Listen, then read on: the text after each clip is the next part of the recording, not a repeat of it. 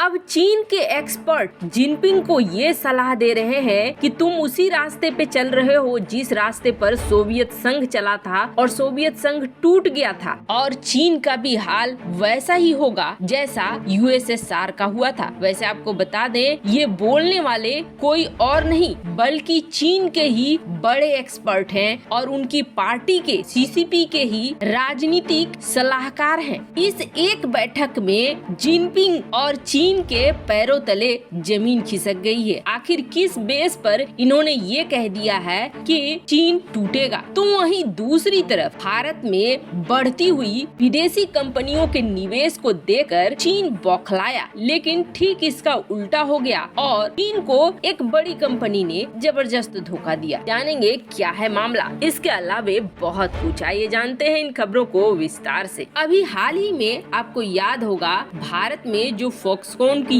Company है उसने कुछ समय के लिए मैन्युफैक्चर करना बंद कर दिया था, प्रोडक्शन बंद कर दिया था। हालांकि इसके लिए बताया ये गया था कि जो कर्मचारी हैं उनके रहने के लिए जगह और सुविधाएं बहुत ही गंदी थी। इसी वजह से राज्य सरकार ने ये मांग की कि आप पहले सुविधाओं को बढ़ाओ, जिसकी वजह से फॉक्सकॉन ने ये कहा कि ठीक है, फिर हम कुछ समय के लिए इसे बंद करते हैं और सुविधाओं को पहले बहाल करते हैं। अब ये चीजें कुछ समय के लिए ही है और चल रही है, पर इन सब के बीच में कथित तौर पर चीन इस मौके का फायदा प्रोपेगेंडा फैलाने के लिए कर रहा है। और चीन ये कह रहा है कि चूंकि फॉक्सकॉन को ये समझ में आ गया कि भारत की यूनिट में काम करना इतना आसान नहीं होने वाला है, वहाँ का एनवायरनमेंट फॉक्सकॉन के समर्थन में नहीं है, इसलिए फॉक्सकॉन एक बड़ी हायरिंग कर रहा है चीन में, और चीन में जो यूनिट है वहाँ ज्यादा प्रोडक्शन करेगा, इस चीज को बढ़ावा दे रहा है। जबकि सच्चाई ये है कि चीन में बेरोजगारी और भी ज्यादा बढ़ी है पहले की तुलना में। खैर, गोबर टाइम्स हमेशा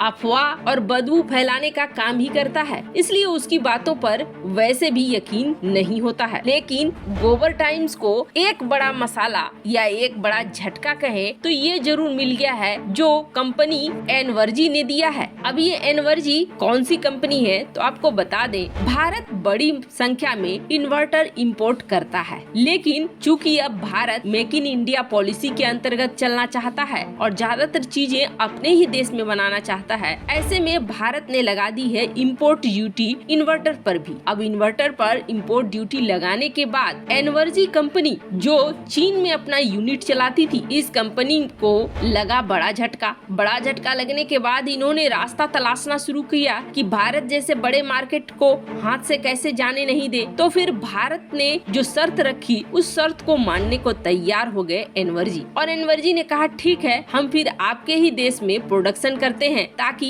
हम इंपोर्ट ड्यूटी देने से बच जाएं और हमारे इन्वर्टर आसानी से बिक जाएं। लेकिन अब भारत ने एनर्जी से उस टेक्नोलॉजी की बात की है जो पारंपरिक इन्वर्टर ना हो, बल्कि सोलर एनर्जी से चलने वाले, सोलर एनर्जी से ऊर्जा को स्टोरेज करने वाले इन्वर्टर हो। ऐसा होने के लिए सिर्फ लिथियम नहीं बल्कि लिथियम और लेड दोनों आयनों का इस्तेमाल किया जाता है इस तरह के बैटरी निर्माण में। अब ऐसे में इस कंपनी ने भारत की उस शर्त को भी मान लिया है और ये कहा है कि ठीक है, हम ऐसे इन्वर्टर की फैक्ट्री अब भारत में ही बनाएंगे और पहले तो इसकी उत्पादन क्षमता होगी 5 गीगाबाइट, बाद में इसे हम बढ़ाते चले जाएंगे। जिस तरीके से भारत का मार्केट होगा और जिस तरीके से भारत के लोग इसे इस्तेमाल करना शुरू करेंगे, वैसे ही हम इसे बढ़ाना शुरू कर देंगे। वैसे चीन के लिए ये बहुत बुरी खबर है, क्योंकि ये तो बड़ी सच्चाई है कि ग्रीन एनर्जी की तरफ दुनिया बढ़ रही है तो इसकी मांग बढ़नी ही बढ़नी है, और ऐसे में भारत में ही भारत की शर्तों पर अब ये कंपनियां काम करने को तैयार हैं। और मजे की बात ये है कि यही एनर्जी चीन में एक यूनिट को बंद कर रहा है और भारत में नई यूनिट खोल रहा है। जहां ये सब कुछ हो रहा है तो वहीं इस वक्त चीन के अंदर एक बहुत बड़ी हलचल मची हुई है, और इसका प्रमाण ये है कि जिनपिंग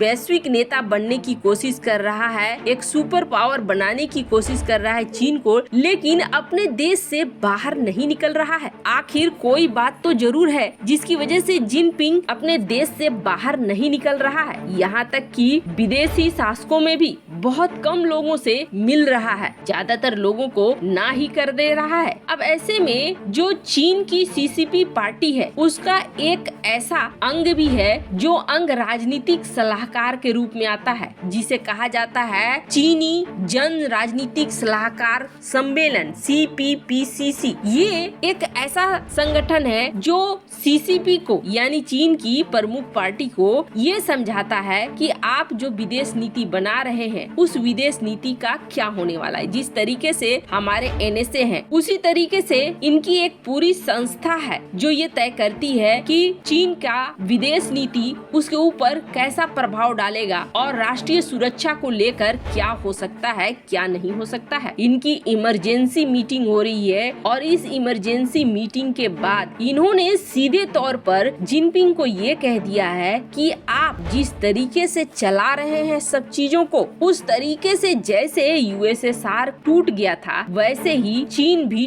टूट जाएगा। बहुत ज्यादा अपने आप को सुरक्षित करना, पूर्ण राष्ट्रीय सुरक्षा की खोज करना ये बहुत भारी पड़ेगा। अब ऐसा इन्होंने क्यों कहा तो आपको बता दें, सोवियत संघ भी एक समय बहुत ज्यादा आक्रामक हो गया था और आक्रामक होने के साथ वो अपनी अर्थव्यवस्था को बैलेंस भी नहीं कर पा रहा था। यहाँ तक कि हालात ये हो गए थे कि सोवियत संघ अपने लोगों की बात भी नहीं मान रहा था। उस वक्त जो उसके नेता थे वो ये चाहते थे कि जैसे मैं कर रहा हूँ वैसा ही करो और एक भीड़ की तरह अपनी जनता को लेकर चलना चाह रहे थे। इसी चीज का फायदा ये उठा कि जो भीड़ की तरह जनता नहीं चलना चाह रही थी, आपस में मतभेद होने लगे, लोग जुट कर नहीं रह सके और इसका फायदा सीधे सीधे उठा लिया अमेरिका ने और सोवियत संघ को तोड़ने में अमेरिका सफल हो गया और वो टूट गया। 2 करोड़ सदस्य थे सोवियत संघ की, लेकिन सोवियत संघ के कम्युनिस्ट पार्टी की, लेकिन ये अनुशासनहीन हो गए। ये सरकार के साथ नहीं चलने लगे बल्कि सरकार के खिलाफ चलने लगे। इसी चीज का उल्लेख किया CCP के